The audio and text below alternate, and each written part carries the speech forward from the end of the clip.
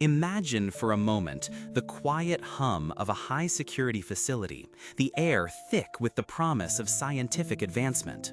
Now imagine that peaceful scene shattered, not by an explosion, but by something far more insidious, something that creeps into your very bloodstream. This is the harrowing story of Tapan Misra, a man who, until recently, stood at the pinnacle of Indian aerospace, a senior figure at ISRO, India's national space agency, deeply involved in the intricate world of surveillance satellite technology. But in 2017, Misra's world, and perhaps his life, took a terrifying and unexpected turn. On May 23rd of that year, at ISRO headquarters in Bangalore, Misra alleges a calculated and chilling attempt on his life. He recounts a seemingly innocuous moment, being offered snacks, everyday refreshments, which he claims were laced with a deadly poison. Think of the unsuspecting nature of such an act, a casual offering turning into a potentially fatal trap. The immediate aftermath was brutal. Within a short time, the scientists suffered acute blood loss, a sudden and alarming symptom that suggested something profoundly wrong had been introduced into his system. The very next day, his deteriorating condition necessitated his urgent transfer to a hospital. What followed was a harrowing medical ordeal. Misra experienced a range of severe and disturbing medical issues. Profound breathing difficulties that left him struggling for air, perplexing skin eruptions covering his body, and the terrifying onset of hypoxia, a dangerous lack of oxygen in the body's tissues. For a man of science, acutely aware of the human body's fragility, this must have been a truly horrifying descent into the unknown, a battle for every breath. It was later, through the diligent efforts of Home Affairs, that the insidious truth finally came to light. Misra had been poisoned with arsenic trioxide, a substance with a long and grim history as a silent killer. Armed with this critical information, doctors were finally able to administer the correct remedy, a crucial intervention that ultimately saved Tapan Misra's life. Yet the road to recovery was not swift, nor was it simple. Misra himself states that his treatment stretched over an agonizing 2-year period, a testament to the severity of the poison and the devastating toll it took on his body and mind. One can only begin to imagine the physical pain, the mental anguish, and the sheer fortitude required to endure such a prolonged struggle. And it was during this prolonged, debilitating struggle for his very existence that another shocking development occurred.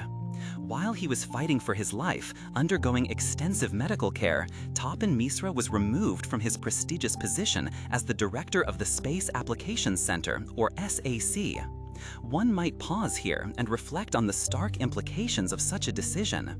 To be targeted in such a vicious manner, and then, while still recovering from the attempt, to be stripped of one's professional leadership, it adds a profound layer of unsettling questions to an already disturbing narrative.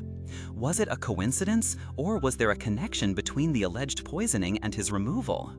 But the allegations surrounding Tapan Misra's life don't end with the poisoning incident. He further claims that this was not an isolated event, but part of a series of attempts made on his life.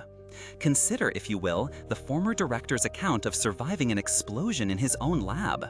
He describes a fire breaking out at the SAC, an incident that could have easily claimed his life amidst the volatile environment of a scientific research facility. And perhaps even more chillingly personal, Misra alleges that someone with clear malicious intent released venomous snakes into his home.